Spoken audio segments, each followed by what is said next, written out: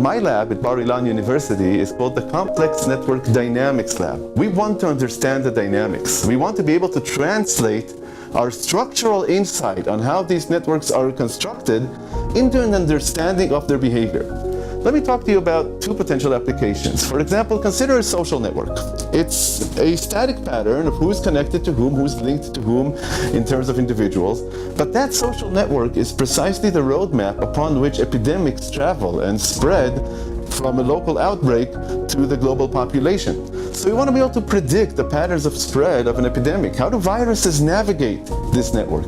And if we're able to predict that spread of the epidemic, then we might be able to influence it. For instance, how can you immunize most efficiently the social network and prioritize the individuals or the cities that you need to immunize first and which ones you need to immunize later?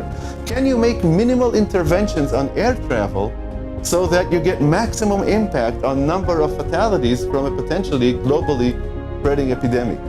So here's our view.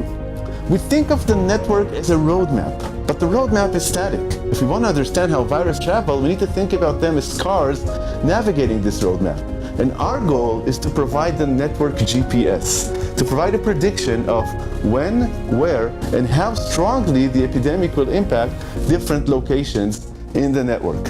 But now that we have this thought of viruses spreading on a network, we can expand this.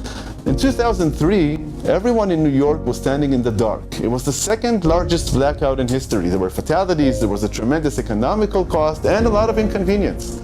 What happened in the 15 years since 2003? Well, in those 15 years, several things have happened. One, our networks have become interconnected. There's no such thing as a blackout in the modern world because such a blackout will cause a failure of the internet, which in turn will cause a failure of communications, traffic, medical systems. So we are thinking about this doomsday event where a major blackout might hit us again. But how do we mitigate this major blackout? Well, we can think about it as a spreading process. In a sense, it uses the same mathematical tools as the spread of an epidemic. It's a different system with a different behavior, but that can be captured within the same mathematical tools. It starts from a local failure and then spreads along the network. And network GPS can provide you a prediction to forecast exactly where the failure will be at given times, and perhaps in 4 or 5 years from now, also an algorithm. Because while blackouts are sudden, they are not immediate. They take 3 or 4 hours to build up.